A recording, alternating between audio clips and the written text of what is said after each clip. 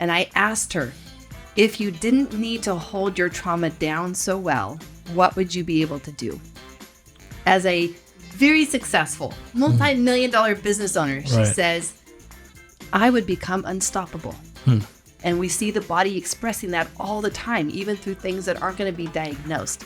But the body expresses it through sleep problems and GI problems and rashes and just aches and pains. This is how the body expresses, I'm in a state of overwhelm and you're not listening to me. I love the idea of being able to self-diagnose, take care of this for yourself. But we all know people who are clearly traumatized dealing with it, or they're showing physical symptoms like it's gotten bad. It all begins with saying, hey, look, I need some help, or I see someone I can help. Just with the foundational journey, people getting off of their pain medications, people getting off of their steroids, their autoimmune conditions, their thyroid medications. And as a physician, I'm like, but that's impossible. But this truly is the power, not only of the nervous system, but that each one of us can do for ourselves.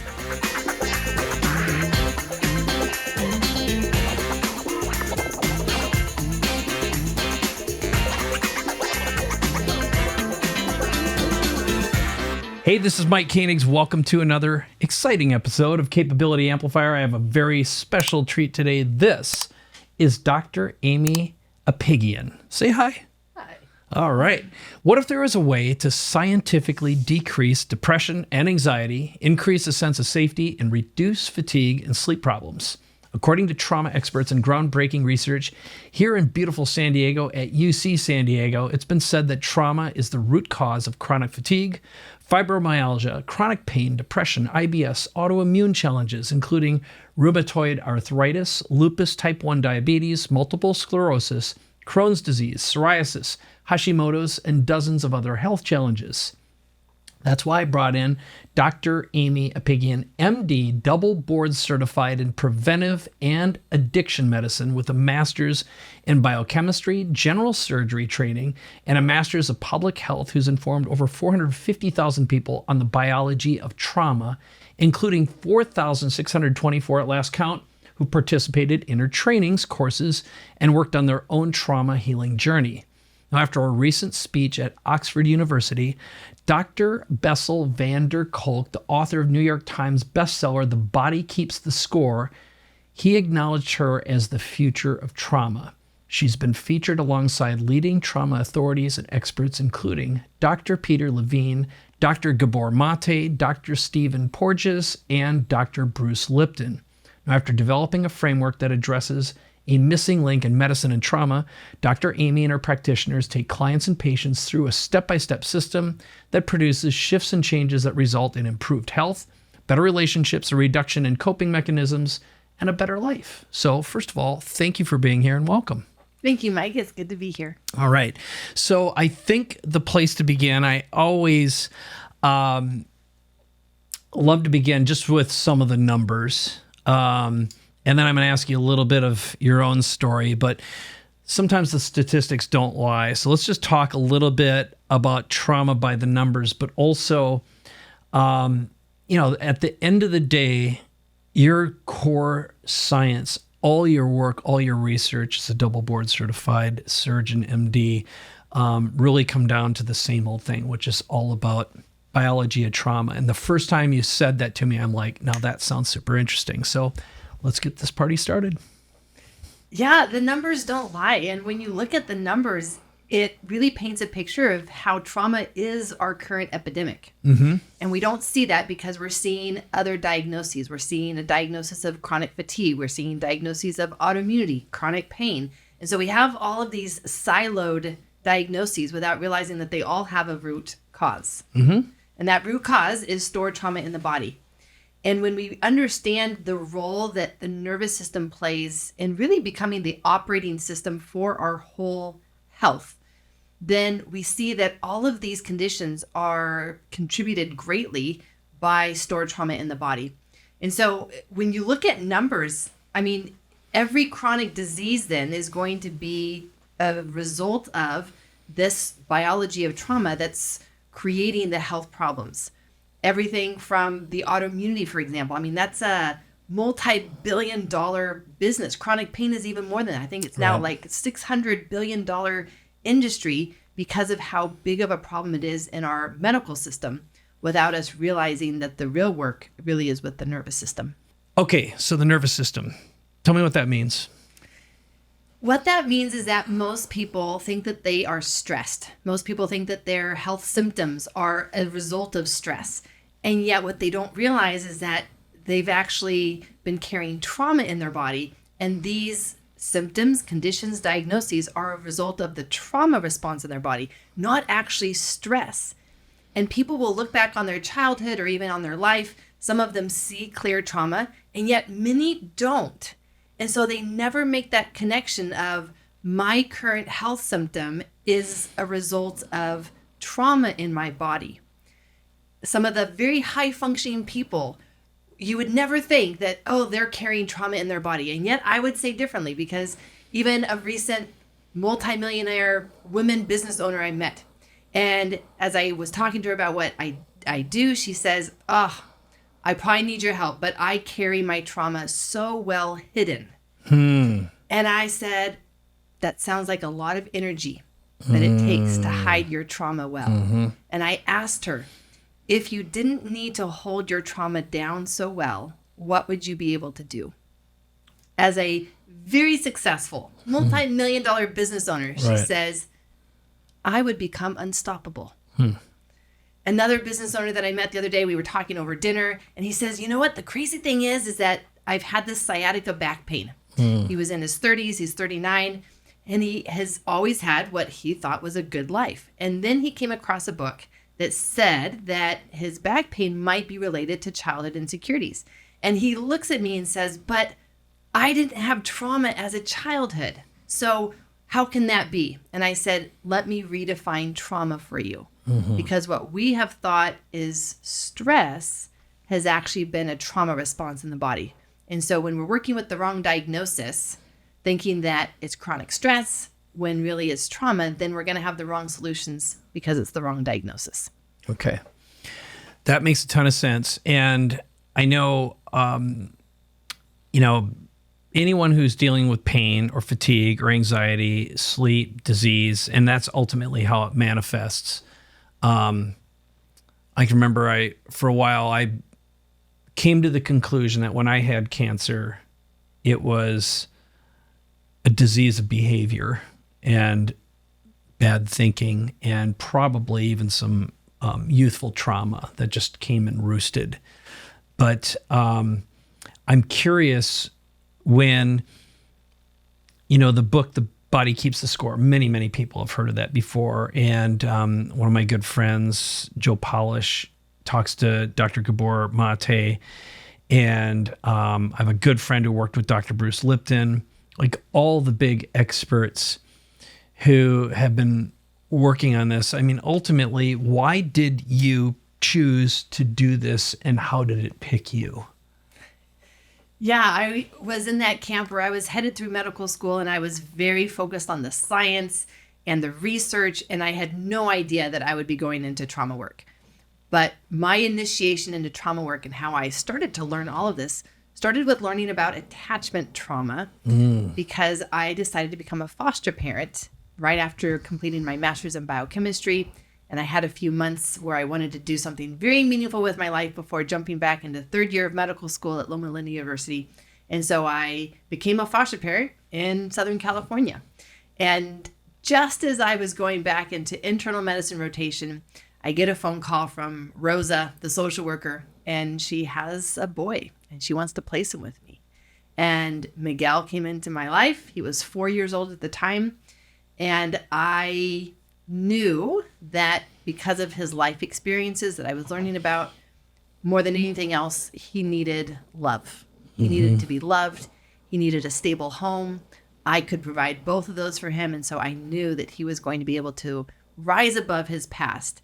And as I took him to the therapies, and over time, things were continuing to get worse with his behaviors, I realized I did not understand trauma. And I threw myself into learning about attachment.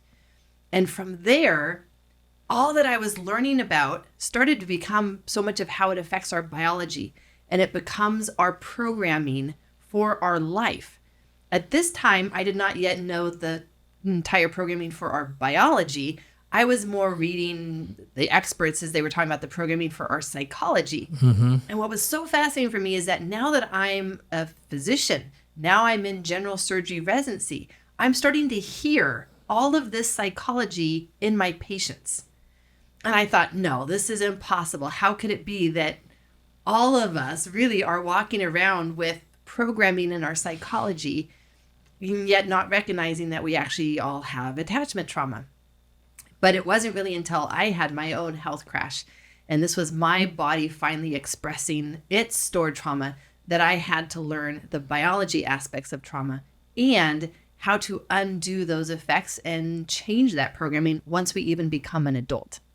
Okay, so got a bunch of directions we can go here. Why don't you explain the difference between trauma and stress?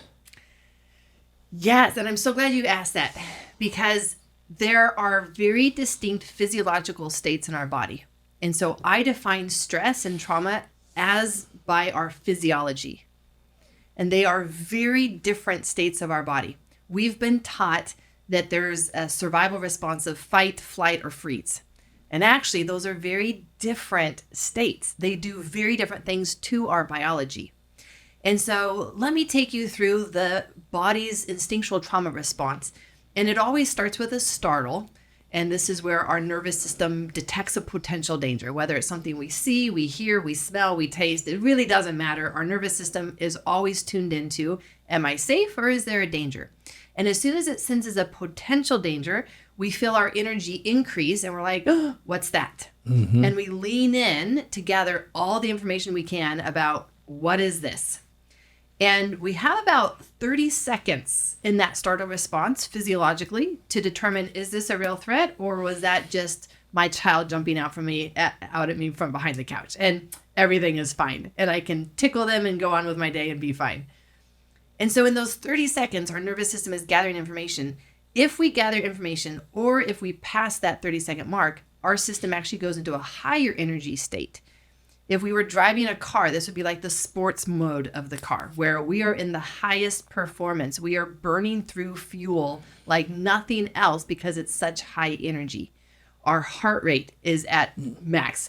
Our blood pressure goes up. Our breathing goes up. Everything changes in our biology to give us energy for a very specific purpose. And that one purpose of the stress response, I want people to hear this, the one purpose of the stress response is to take action.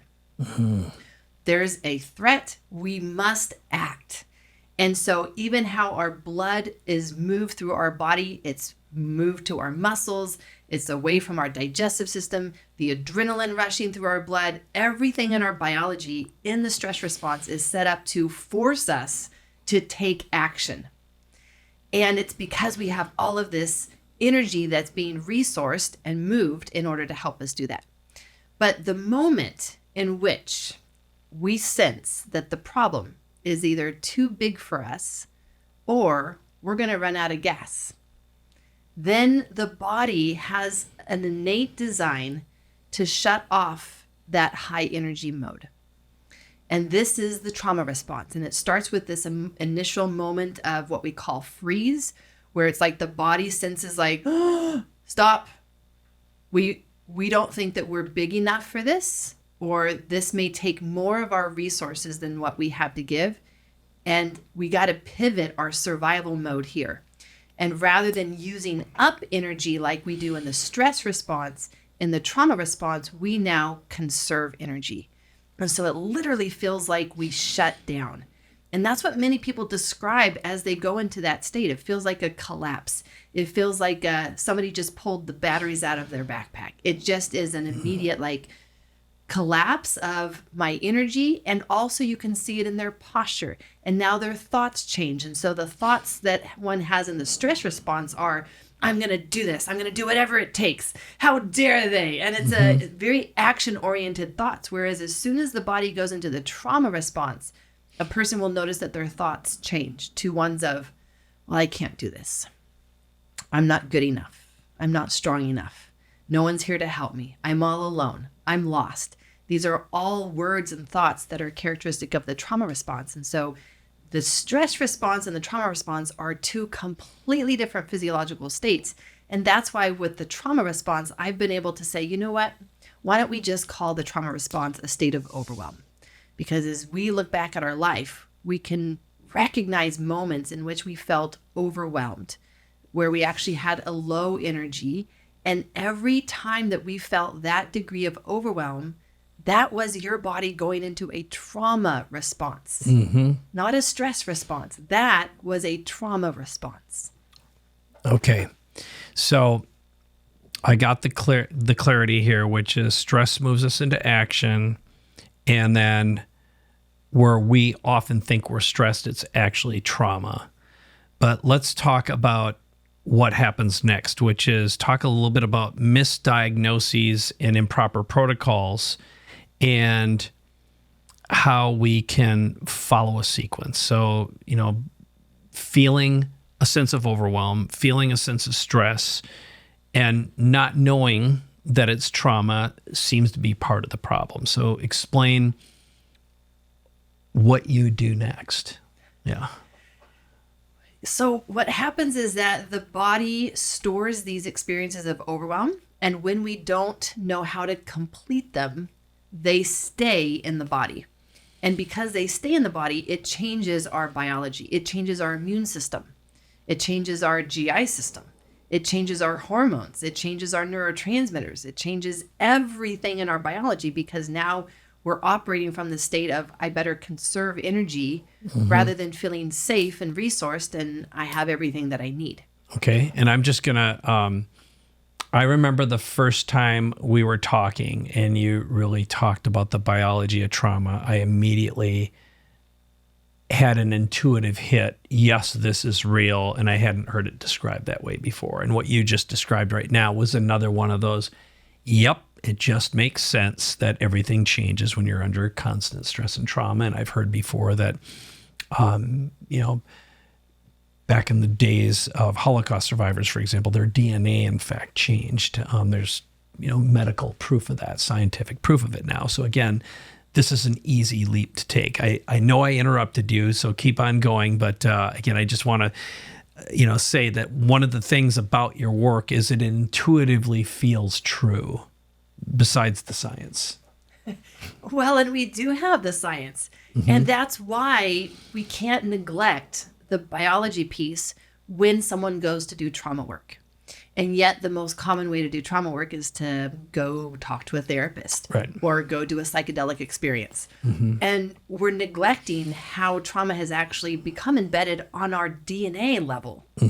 And when those changes happen, a very significant shift happens in the body, where now the biology that the trauma initially caused is now the same biology that will keep someone stuck in a trauma response. And now they will become overwhelmed with seemingly small stresses. They get up and maybe they wake up already feeling overwhelmed by their day that hasn't even started. Now they get stressed out and overwhelmed if anything goes wrong in their day. And so it literally programs the body to go into that trauma response and overwhelm more frequently until they're oftentimes going into a trauma response in that state of overwhelm every single day of their life. And that even more promotes their biology and their health conditions and symptoms. And we see the body expressing that all the time, even through things that aren't going to be diagnosed. But the body expresses it through sleep problems and GI problems and rashes and just aches and pains. This is how the body expresses, I'm in a state of overwhelm and you're not listening to me. Okay, so let's talk a little bit about the body trauma loop then, because you use that diagram all the time when you diagnose someone, you bring them through the process. So explain what it is. And if our folks are watching this live, we'll have some diagrams and also some downloads available as well that people can grab. So just know that everything that we're covering right now is something we're going to give to you inside the show notes. So yeah, explain the body trauma loop. The body trauma loop was something that I learned as a result of my own health. And when I had to take a medical leave because my body crashed into chronic fatigue and autoimmunity and anxiety and depression, I started mapping out my energy levels. And this is how I discovered this. And then I learned about polyvagal theory, and I was like, oh, this is what's happening to my body. And this is the body's trauma response, but how it becomes chronic. And so when we start with that startle, we have the stress response, and then the body, for whatever reason, decides, yep, I don't have the resources for this level of danger. It feels life-threatening and I can't escape from it. It goes into that freeze and trauma response. And without completing it, we're now going to get into a body trauma loop where as we come out of a freeze or trauma response, the body literally goes back up into the stress response because that's the path in which it got into the trauma response. And because we go into that stress response and still don't have any more resources, we still don't have any better health, we still have just as much inflammation, we still have just as many problems, we still have just as little social support in our life, for example. Nothing has changed. And so we land up in that stress response again and still have inadequate resources. And our body then just gets overwhelmed and goes back into the freeze and trauma response. And it literally loops back and forth.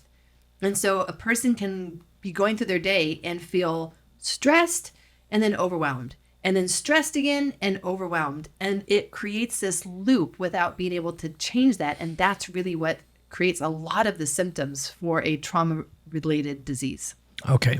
So we've put together a bunch of case studies. And again, I promised this earlier, but I'm going to remember to do it right now. You can grab the diagrams and tools, some of the things we'll talk about at the end at traumahealingaccelerated.com/free at any time.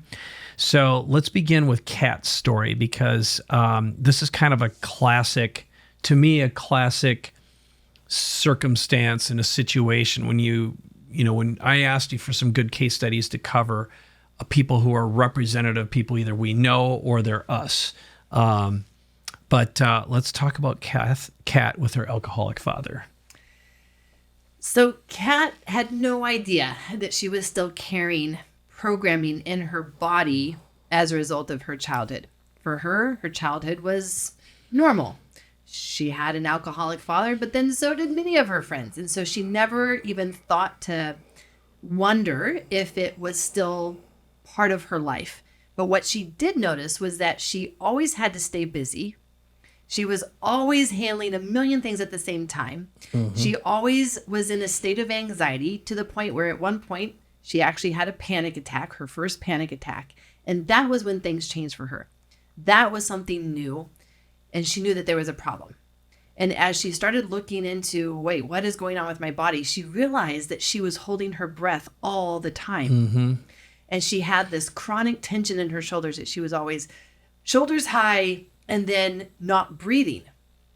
And so as she started to come into what we call the work with the trauma, one of the first things that was really important for her was to realize that this breathing pattern was a result of her early childhood. And being a small girl, she would wake up at night as her father came back home drunk. And the fear that she had of, is everything going to be okay? Is my mother going to get hurt?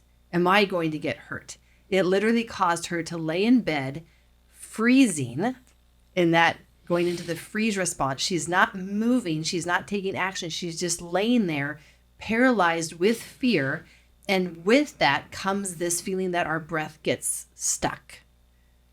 And that pattern happened so many times that it just became a chronic freeze and trauma response in her body without her knowing it. But what we know is that that pattern continues to change our biology underneath the surface for decades and then usually presents itself in our 20s or 30s. We know this from all the studies from the adverse childhood experiences. And so we know that even though that happened long ago and she hadn't even thought about it, it didn't change the fact that it was already changing her biology. And what she noticed was that she had a lot of digestive issues and food issues, and she actually used food in order to help manage emotions and manage anxiety without even consciously aware of it. It was just something that she had learned unconsciously to get through her day. And so as she's coming through this process, what she had to learn was this freeze response. And this freeze response had created this breathing pattern in her. And she had started to do some breath work, but realized that that was not actually what was helping her body. It was actually needing to do somatic work, learn somatic work, which is learning to support our body and respond to our body's sensations. And when we do that, it naturally brings in our breath. And that's actually how we start to learn to understand our trauma response and complete these trauma responses. So for her, she's now been able to actually change her whole career as a result of what she's learned about this trauma response in her own body. She's a nutritionist, she's been a chef, and now she really loves working with other women who have eating issues, whether eating disorder, anorexia, emotional eating patterns, all of that because she realizes the nervous system and the stored trauma behind those patterns and has effective tools to be able to walk through them through a process that she's been through. Okay, so this is a good time. Can we do one of the somatic exercises just so I'll experience it, our audience can experience it too, and we can do this. Let's make sure everyone can do it with audio and video. Cool? Yeah, All right. I'd love to. Let's do it. All right, so I'm going to ask you if you have any tension in your body that you're noticing right now. Anything uncomfortable, anything tense? Oh, here's what I know. I know I don't notice it. So like last night, I got a great massage. In fact, 2 days ago, I went in, I had a full acupuncture treatment. And I started twitching and I didn't even feel how tight my muscles were that got released. And then last night I had a massage therapist come over. I got a 2-hour massage and my jaw was just like super tight. Yeah. And then I had him start massaging up my head, like through my jaw, up around my skull. And, parts of my body I didn't even know had pain in them were being released. So the answer is, I know I have stuff I've been ignoring, and we've been working all day. And I've certainly been tense, making sure, I want to make sure you get amazing results, and we do a great job with our interview today. So I know I've absorbed this. So that would be I don't even notice it other than I know I can feel my jaws tense, and I'll feel it tonight. So let's start there. Wonderful. Let's start there. Okay. And let me just put kind of like a bookmark in that, because for many of us who had early life experiences of overwhelm, that was our survival pattern, was to cut ourselves off from our body. Mm-hmm. And so that can persist long into adulthood. Oh, I know for a fact, even though I've done a lot of work, I still do it. And, it's like you put everything in little boxes. This is the story of every founder entrepreneur I know. It's just we put it all in little boxes, set it aside, and march through and don't check in. So yeah, let's do an exercise. Okay. So I think that given that information, the one that I will have you do is one where we're going to push forward with our arms. Okay. So I don't know if you want to move your position at all so that you'll be able to do that. But what I'm going to have you do is bring your hands as close to your shoulders as you can. Okay. And then we're going to slowly push all the way out. But before we do that, I want you to imagine that in front of you is this big boulder. Mm-hmm. I mean, it's a big boulder. It's taller than you. Okay. It's going to take all of your energy, Mike, to push it away. Okay. All of your energy. All right. And that's why we have to go so slow, because it is so heavy that we can't push it any faster. So we're going to start pushing.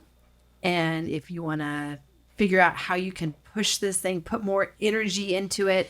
I don't know if you want to put your feet really firmly on the floor or push your back into the back of your chair, whatever you can do to put as much energy into pushing this boulder as you can. Okay. And your pace is great. Go as slow as you can.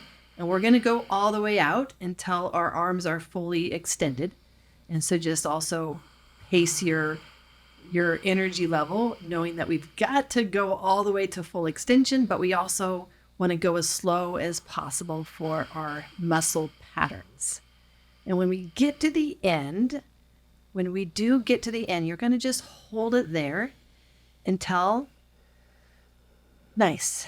I noticed a deep breath for you, and so you can slowly drop your arms and just rest them on your chair or on the table, whatever feels comfortable for you. All right. And I'm just going to ask you to, what do you notice? What do you notice in your body right now? Okay, I would say the biggest thing is I definitely just stopping long enough to check in.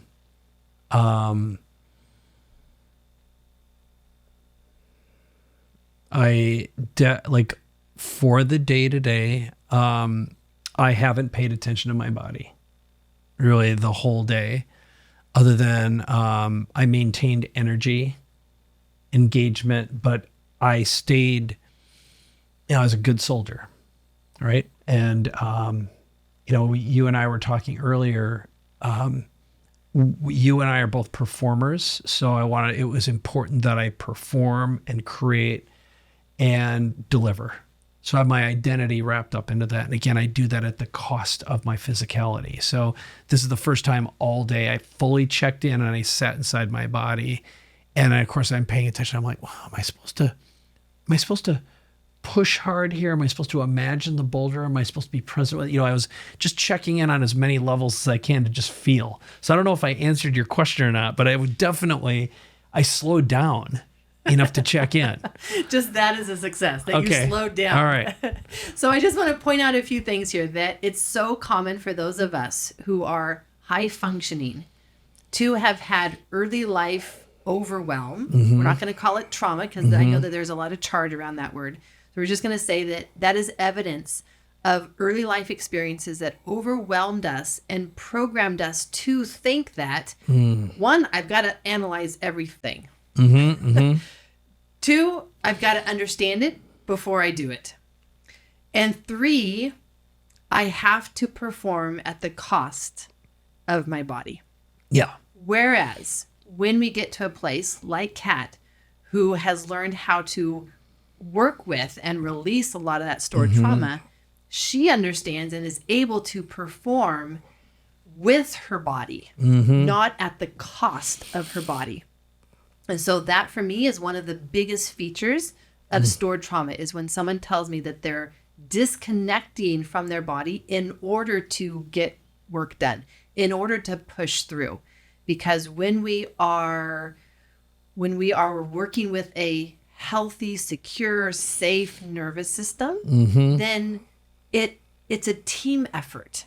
And I actually get more performance with my body, connecting with my body, than having to disconnect from my body. I don't know if that makes any sense. It totally does. It totally does. It really comes down to consciousness and integration and checking in. And again, I know my tendency is to just ignore it all and stay focused on the mission at all costs. I believe ultimately that's what contributed to my cancer. I ignored, and I didn't even learn how to pay attention to the warning signs, or I ignored it just because I was in a constant state of fear of running out, not having enough, some form of loss.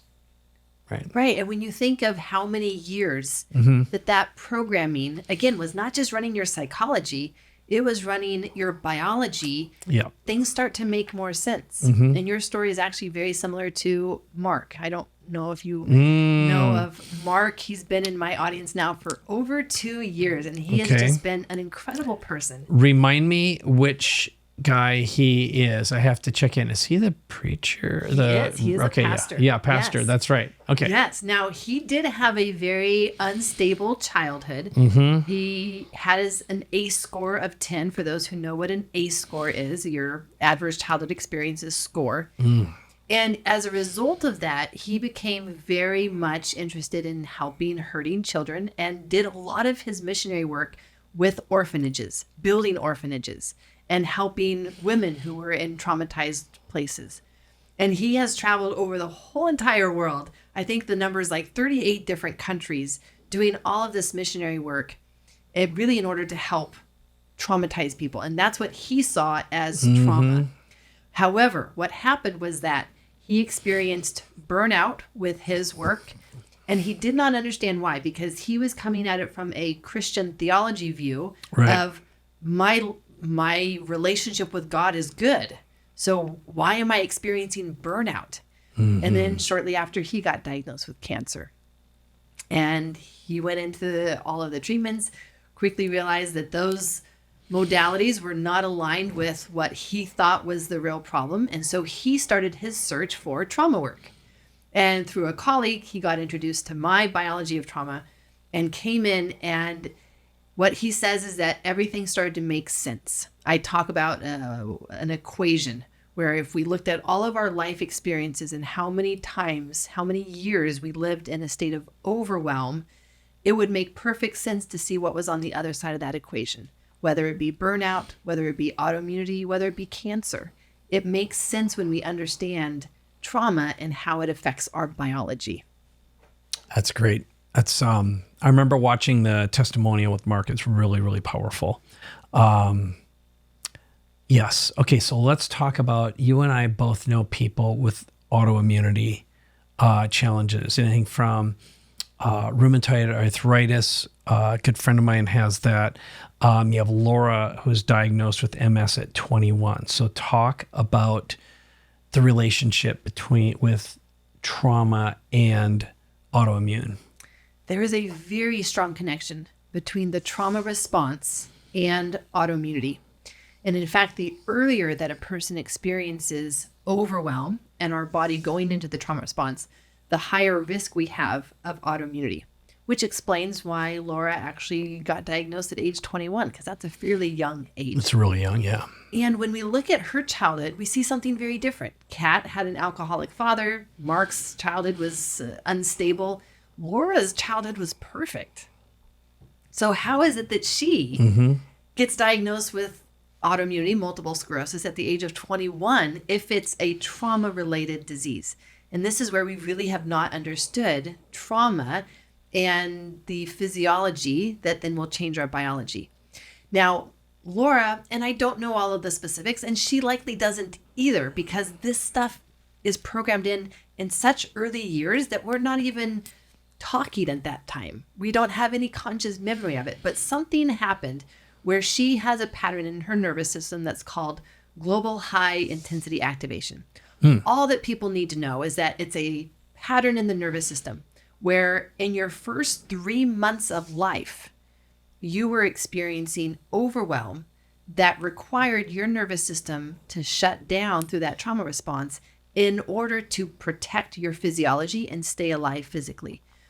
Babies who are born premature, for example, nearly all of them that I've seen have this specific pattern in their nervous system. Babies with birth trauma, the cord wrapped around their neck, they experience a true trauma with I've the lack of I've known a few oxygen. people who definitely that shows up and that pops up later on. Yes. Yeah. And so here's the pattern of their nervous system is that I call it the sympathetic drive-by, where when they have a startle, they go so fast through those steps of the trauma response that they are in that collapse and the shutdown and the low energy before they even realize what's happened. That was the pattern that Laura had. And she lived all of her childhood and teenage years with that because we didn't know what to do, right? Like we haven't been taught this stuff. We haven't been taught how to recognize it in our children or ourselves. And so we continue to live with this very all or nothing nervous system, all or nothing, the extremes. And that's then how her body started presenting. It actually did not start with that. She had already been having rashes for years. And to the point where one day she wakes up and her left hand is all mangled. And she didn't even think anything about it because she had had so many, random symptoms over the years that she just thought it was another, random symptom that would go away. And it wasn't until it didn't go away that she realized, oh, this time it's different. And they went in and she got diagnosed with multiple sclerosis. Get more clients, grow your business with better marketing and messaging. Make more money and get a better life with more freedom of time, money, relationship, and impact. Learn more about our 3-day one-on-one done with you reinvention workshop. Visit connecttomike.com to book a conversation with me right now. All right, back to the episode. So talk about the 6 core attachment pains. It's something I saw in your information. What is it? What's the relationship and connection with trauma and the biology of trauma? So what is so fascinating is that when we look at the biology for how this attachment in early life gets programmed into us, we see that there are distinct stages and needs that we have as children. Now, hold me is the very first attachment need that we have. And hold me refers to just that, where my physiology as an infant, as a newborn, is something that I can't manage by myself. I don't know if many people realize this, but when they are born, they actually can't regulate their own heart rate. They can't regulate their blood pressure like we can as adults. And so if their heart rate starts to go too fast, maybe a dog barks, they get startled, their physiology can become a runaway train that won't be stopped unless someone else, like their mother, like their primary caregiver, comes in and provides what we call co-regulation, where it's literally, I am going to save you from your runaway train inside your body. But if that doesn't happen, they would die unless their body shut itself down. That shutting down is the trauma response. And so that very initial stage that we have is this need for us to be held, not to be loved. This is survival. Like, holding me is for my survival, for my own physiology.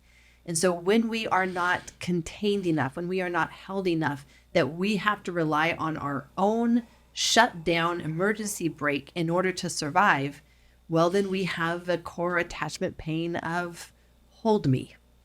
And this is one in which we will not necessarily even trust other people, but our nervous system will be on that extreme where we can't tolerate any stress.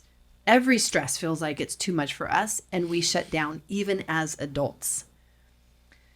The next is actually based on our, what we call the attachment trust cycle that happens all in the first year of life. And this is where we have a need, we cry, and hopefully we get a response. Well, it depends on when that response comes. It depends on how loud we have to cry. It depends on how long we've had to wait for those responses. And so hear me is the next core attachment pain that we can have. And then we have support me, where I need you to support me in my movement.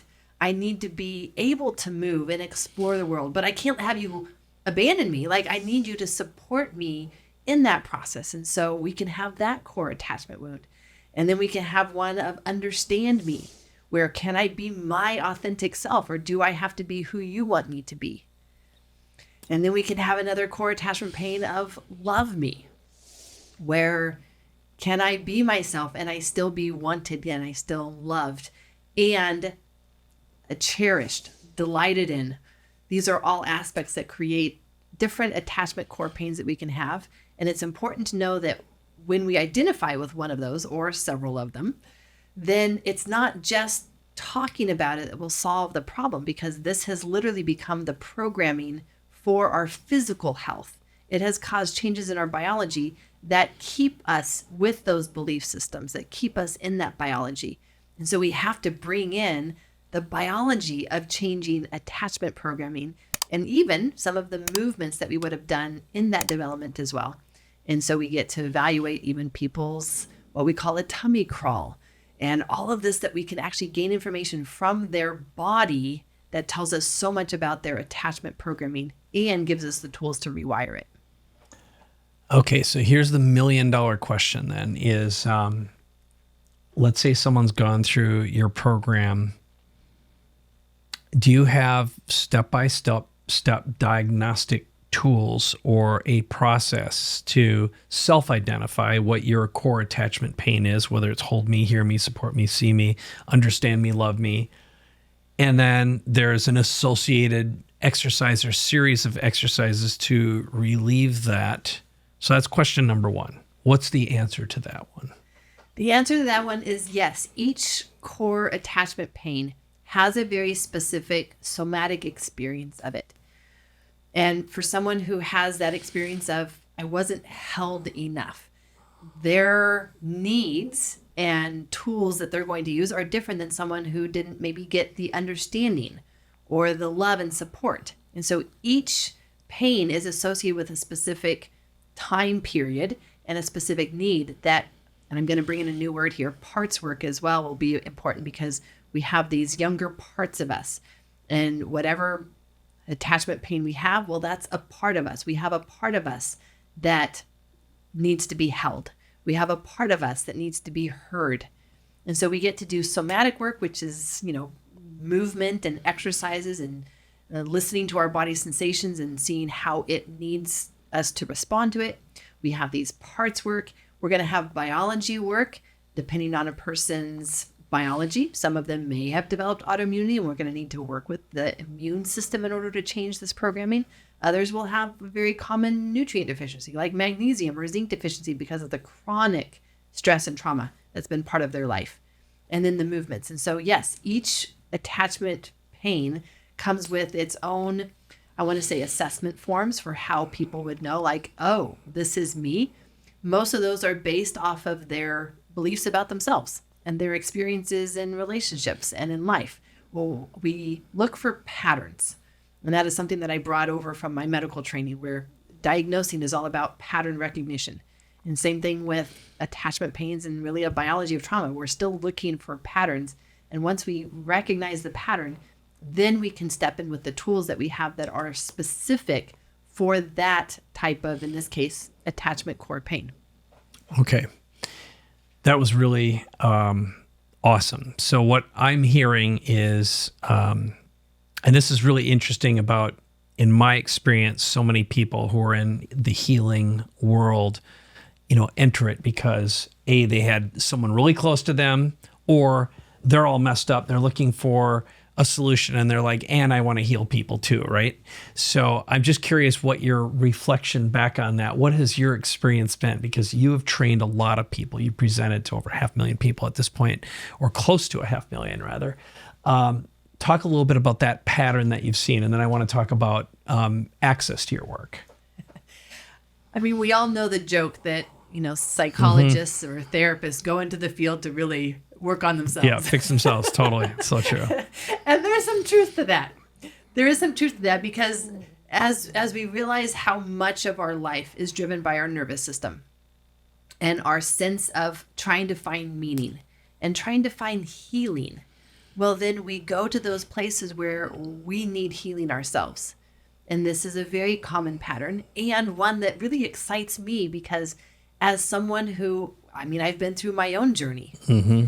And if I hadn't have been through my journey, I would be limited in being able to lead someone through their journey, because I wouldn't know what it feels like. I wouldn't be able to know what they needed at different stages. But because I've been through that myself, I've been the one who was lost. As a physician, I was lost. And if that was me, I can lead other people who don't even have that training, that education, that background that I was benefited from and was still lost. So it allows me so many more skills and tools that I wouldn't have available if I hadn't been through my own journey. And that's what I see so many of my practitioners and professionals in my courses having the same experience, where they recognize that, this is me too. I have not been spared. And really, no one has been spared. When you consider our life today, trauma is part of life. And to be able to go on your own journey, go to those places that have been uncomfortable, be willing to do that, and then be willing to do that for someone else.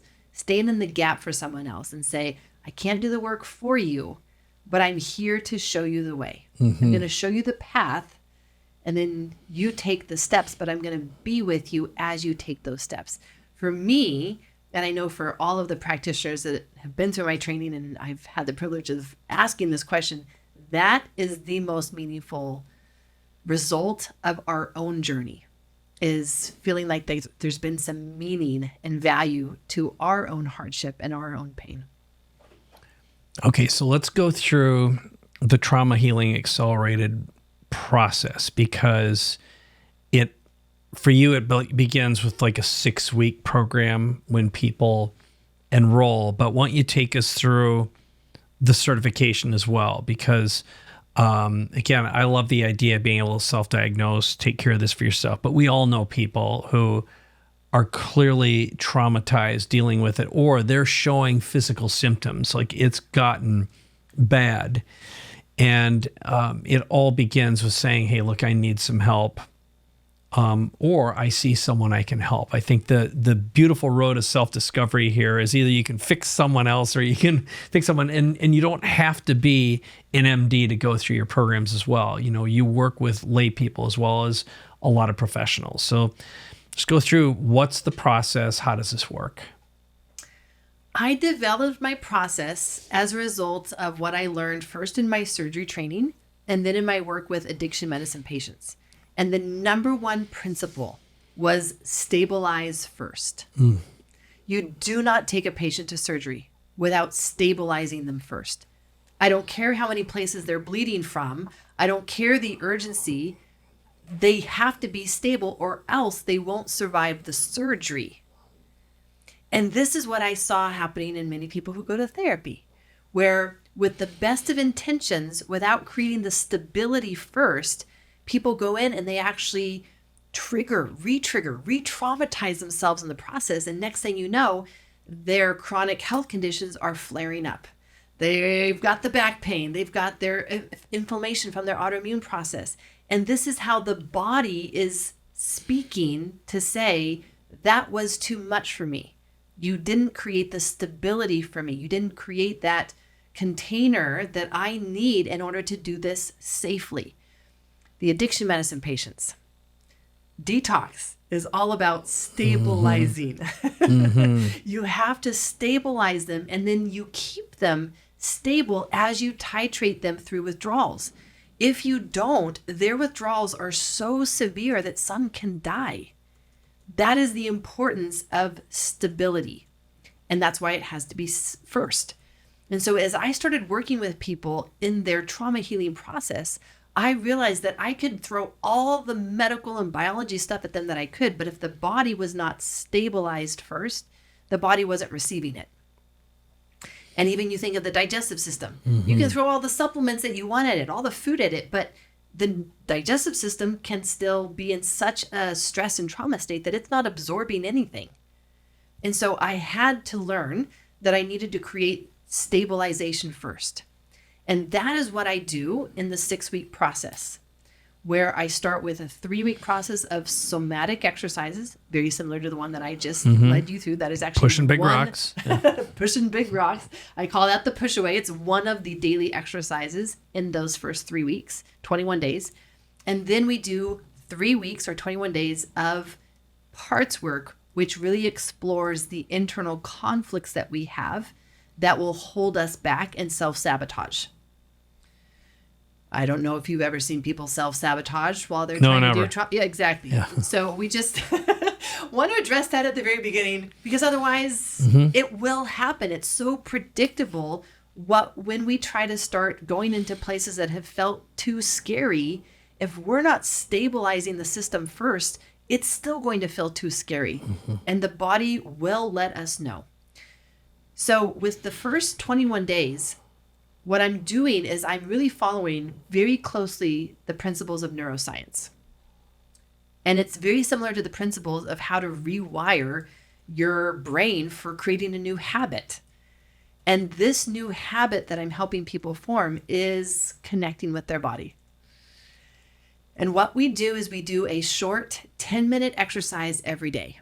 Now, why would I only do 10 minutes? Because we're not capable of doing anything more, right? Anything more than that. And most people are like, oh, I don't have the time for that. Or after the first 3 days, right? Usually that 3 days is all that a person can, gain the energy to do. And then after that, they're like, yeah, no, this is too hard, or this is too much energy. So I have to make it so easy that people can do it. But what we know from neuroscience is that a little bit, but every day. It's the consistency that will change our neural patterns. And that's what we're needing to do here, is actually change our neural patterns for, no, I am going to connect with my body. I'm not going to push through and ignore like I've always done in the past. And not only am I going to connect with my body, but now I have something to actually do. I can push a rock away. I'm not just sitting there and connecting with my body and then being like, but like, what do I do next? I'm feeling my body. It feels uncomfortable, and I have nothing to do with that. People need skills. They need tools, and that's what I give them in this process. Connect with your body, notice tension, notice something uncomfortable, and then do something about it. And those are the skills that I need them to learn. Now, it's also important that we start to bring in community, because trauma, by the definition of trauma, disconnects us from other people as well. We start to feel different. We start to feel like we don't belong. We start to feel like we're not wanted. There are all these aspects that trauma creates in our interpersonal relationships. And so one of the aspects that I've got to bring in is community, but yet how many people have gone to like a group therapy process and been even more traumatized, right? We hear other people's story. We're like, yeah, no, I didn't come here for that. So I've got to create a safe community. And that's what we do. So the 10 minutes that a person does is on their own time. They watch a video on their own time in their pajamas. I don't care when they do it, but it's something that's easy that they can do. But then we also meet every single day for 30 minutes as a group. And we do the same exercise as a group. We do not share our trauma stories with each other. We come together to just do an exercise. And by sharing that experience with other people, we start to have what's called this co-regulation. All of a sudden, we start to realize I'm not as different from other people. And I actually like coming together with a group of people and not feeling so isolated. We have very clear agreements. We have 5 agreements. I have taken those from my work in the 12-step meetings. And we use those agreements to create a safe community where we get together and we share present moment experiences of, just like what I asked you. After you do a push away, what do you notice now in your body? And that's what we're starting to share with each other. The very important aspect that they're also developing in through that is the ability to share from present moment. Most of us live either in the past and the fears of the past, the overwhelm of the past, the stories of the past that we repeat to ourselves, or we live in the anxieties of the future. And so just being able to have that practice, and this is what it is, it's a practice. We are building muscles. We're practicing sharing and being in the present moment with our body and with someone else. And the result is that it doesn't actually just start to change their health, though it does. It also starts to change their relationships. And I will never forget John. John is your typical male, and he's in his 60s, and he's rough, he's burly, and yet he's doing this trauma course. Never really said a word until one day when I invited open shares at the end of a class. And John got on, and he tried to stay tough, but he broke down as he shared, I have not had contact with my daughter for 9 years. Mm-hmm. And as a result of the work that I'm doing here, I met her the other night. We had dinner, and it was a great experience. I was actually able to stay in the present moment with her, not go into all of our past and the stories, not go into what might happen later, but just be with her. And it was one of the best experiences I've had. And by now he's bawling and everybody else is bawling to see the impact that this has had not only on him now, but think of the daughter and the impact that this has had on her life, to have her father reach out to her after 9 years, take her out for dinner and rekindle a relationship. That's really amazing. And I had the good fortune, actually got to see a video of him, and you know, you can't keep a dry eye when you watch this guy. It's really, really beautiful. And so, again, now that I've had the chance to get exposed to the work and see, you know, in preparing for this interview, I've gotten to pour over a ton of your testimonials and read and see what people say and what their experiences are. It's mind-blowing. And I think, like myself and anyone who's listening to or watching this, we have people in our lives right now who are dealing with enormous amounts of trauma, and it's showing up and manifesting even in just flat out straight obesity. There's always a reason why, right? I think everyone can benefit from this. And some of it just has to do with just, well, you just said the thing, which is stabilize. So there's a whole bunch of tools that we have. And why don't you talk a little bit more about the program? Because you described the process, but there's also a ladder that you go through when you go through the full certification. So just to give people a taste of what that looks like, what's that experience? Yeah, so coming out of the foundational journey, coming out of stabilizing their system, having their system now be what I call safe for surgery. Now we can really open up and change some of these deeply embedded patterns in our nervous system that would not be accessible if the system were not stabilized first. And where we have to start is the freeze and the trauma response. And most people think that they have to start with the anxiety, that they have to start with the stress. And that's where they go wrong. Because what is fueling that, if we go back to the body trauma loop, what's fueling that stress is this trauma response that never got resolved and so has stayed stored in our nervous system. And so until we can work with that and take that out of the equation, it's going to continue to trigger that body trauma loop. And so even for those people who say, you know, I don't really feel like I'm in that overwhelm place all the time. I feel like I'm mostly in the anxiety and the stress and the high energy. The trauma response is still where we have to start, because as long as that is there, that is feeding everything on top.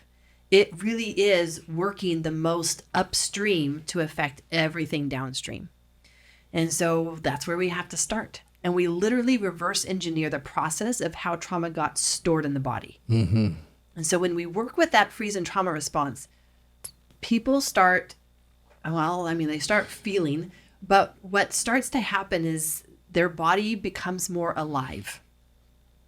When that happens, grief starts to surface. Now, this can be grief that they have stuffed down.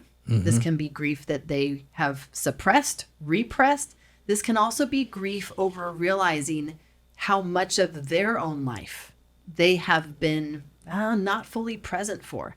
This is where they realize the gap between what they could have done and what they have done. And that causes a lot of grief. And so the next step is for us to work with that grief. If we don't, that grief will keep them in that place of overwhelm and in that place of, well, I really even shouldn't try. Yeah. And so we've got to work with the grief. Now, grief shows so much in our lungs, our diaphragm, but really the gut. And our gut holds so much emotion. But with grief, there is so much of the diaphragm that would naturally bring in our breath that gets stopped. And when you think of a period of your life when you experienced a severe loss and grief of that, you feel your breath kind of just stop. And yet that breath is actually so important for bringing health into our whole digestive system through the changes in pressure and flow and all of the movements that come with that. So we have to look at all the areas, the biology of our gut that will keep us stuck in grief.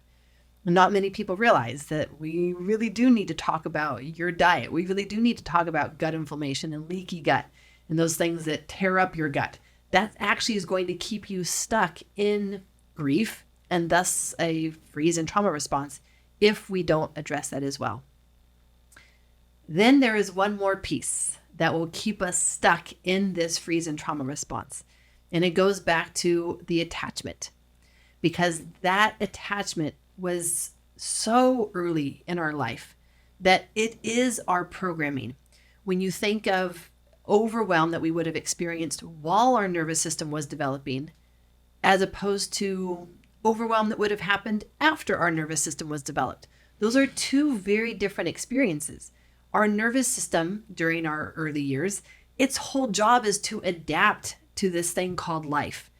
And so every life experience is so influential in informing our nervous system. This is the life that you were born into. So this is the life that you must adapt to for your best survival.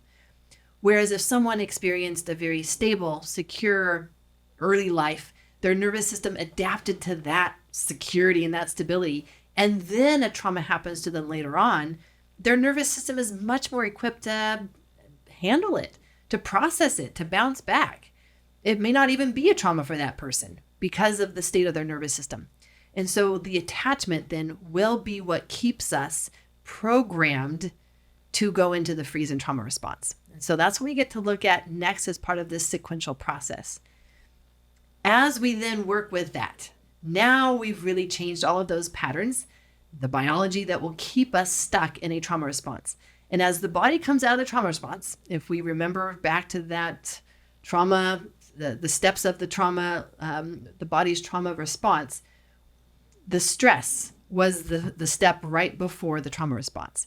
Most people think that they can process their trauma and come into this state of what we call parasympathetic and calm and relaxed and happy, and that's not true. So what happens is that as the body comes out of a trauma response, even a chronic trauma response, it will go back just the same way that it went in, which is it has to go through that stress response. Most people are not prepared for that. And so when they start experiencing more anxiety, when they start experiencing more anger, more of this high energy and activation, they think that they've done something wrong. And I'm telling them, no, like this is something to celebrate. You are on your way back home to yourself. This is the path back home. But we also have to learn how to work with the stress response. And if we don't complete a stress response, our body will go back into the trauma response. And so now we're learning how to complete our stress responses and actually use that energy to move us forward in our life, to accomplish our purpose in life, so that we're using it in the right way rather than having it take us right back to where we have worked so hard to come out of, which is that chronic trauma response. And finally, we have to look at, well, what will be those things that are contributing to baseline stress?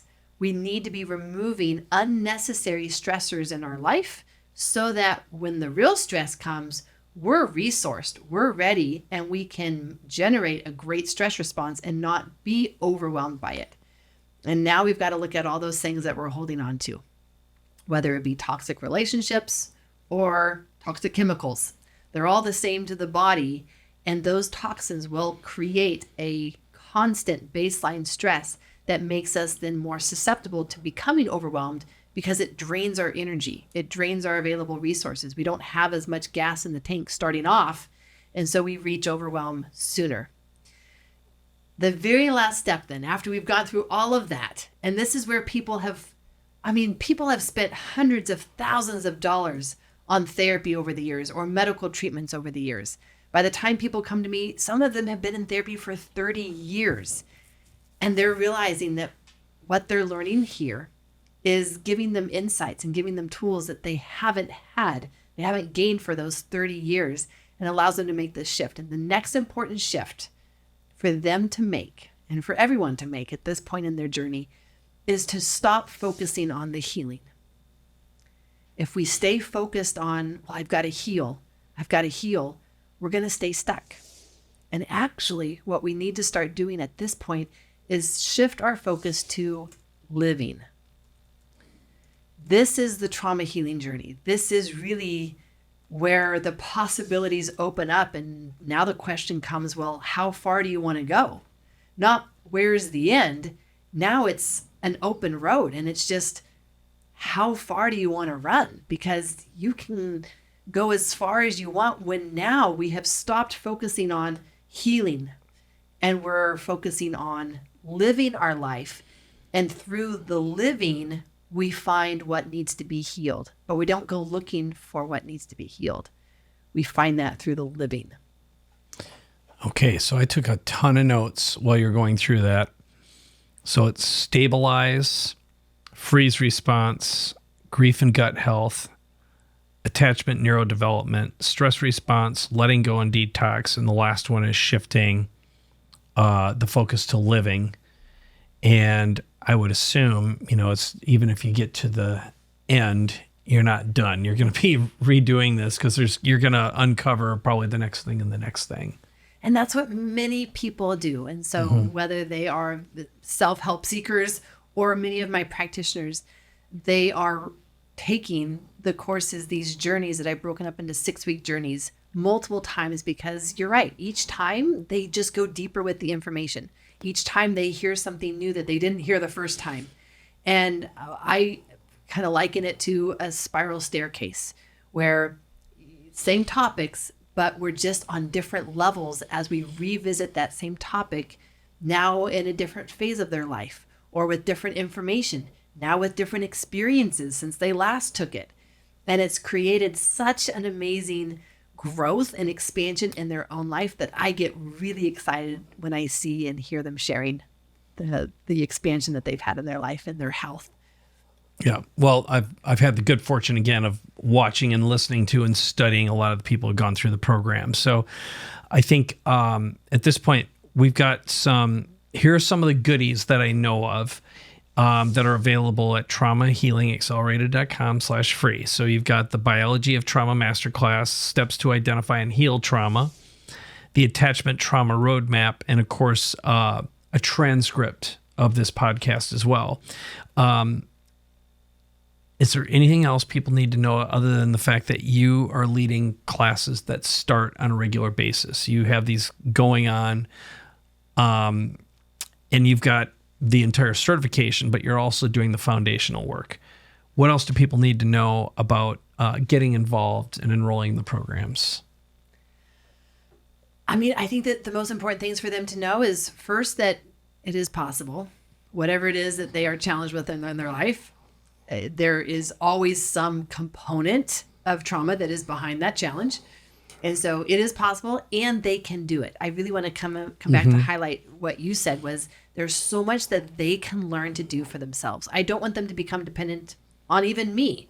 I want them to become the experts in their own nervous system. I want them to become the experts of knowing, oh, my body is doing this. Oh, I'm having this symptom. Oh, this rash appeared. I know what that means and I know what to do with it. And there is so much that they can learn to do for themselves. And this is how they do that. And I want to really highlight the importance of not just knowing the information, but of actually having this become an experience, because information will never change us. The brain loves information, and those of us who like to stay out of our bodies because our bodies have become filled with trauma, we love to understand and analyze, but then when it actually comes to the experience, we're like, I'll watch. I'll watch someone else do it. Maybe it feels too scary. Maybe it feels, I don't know, whatever the reason is that can show up. But at the end of the day, only experiences change our nervous system. And our nervous system can't change. It's called neuroplasticity. And more important than neuroplasticity even is this ability to change our state in the moment. And an example would be a somatic exercise. Within 2 minutes, being able to go from a state of, I feel like I'm losing control, to, no, right here, right now, I am safe. And when we can change our state that quickly, that's what's going to give us the tools to really change our health symptoms as quickly as possible. And to be able to have these courses available online, they can do a lot of this work on their own time. I strongly encourage as many of the group classes as possible, but even for those who haven't been able to attend every group class, they've still had amazing changes because they're learning how to connect with their body, how to listen to their body, and most importantly, what to do. They have something to do. Yeah. No, it's terrific. Well, I think the best place where to take this right now is what I'll say to you if you're listening or watching is if you yourself or you know someone who could benefit from this work, who's going through some sort of a health challenge, clearly a stress or traumatic challenge, definitely check this out. Go grab some of the additional goodies at traumahealingaccelerated.com. There you can learn more about Dr. Aimie, her work, also see some of the testimonials of people who are going through the program. They're really touching and very, very emotional, because what I saw personally was these are people who Some of them said and knew they needed help. Some of them wanted to go and do the work, but everyone benefited from doing the work and being able to turn this into something that they could extend. And many of them have turned it into a business as well. Or if they're already therapists, body workers, I've seen people who do yoga, all sorts of work. This becomes an additional tool in their toolbox that they've been able to use to create massive changes both in their lives and people they care about. So with that, any last words before we wrap this episode up? I just love to share hope, right? Yep. And so as I think of the hope, I think of, again, all the stories of what people have told me that I've even been surprised at. As a physician, I would be like, no, that's impossible, right? Like just with the foundational journey, people getting off of their pain medications, people getting off of their steroids, their autoimmune conditions, their thyroid medications. And as a physician, I'm like, but that's impossible. But this truly is the power, not only of the nervous system, but that each one of us can do for ourselves. Yeah, I agree. Fantastic work. Well, with that, this is another episode of Capability Amplifier. I hope you enjoyed watching. Make sure that you share this episode with someone you care about, someone who could benefit from this work. And of course, we always appreciate your ratings and reviews as well. So with that, let's say goodbye. Thanks for watching. Thanks for listening. We'll see you in the next episode. Bye-bye.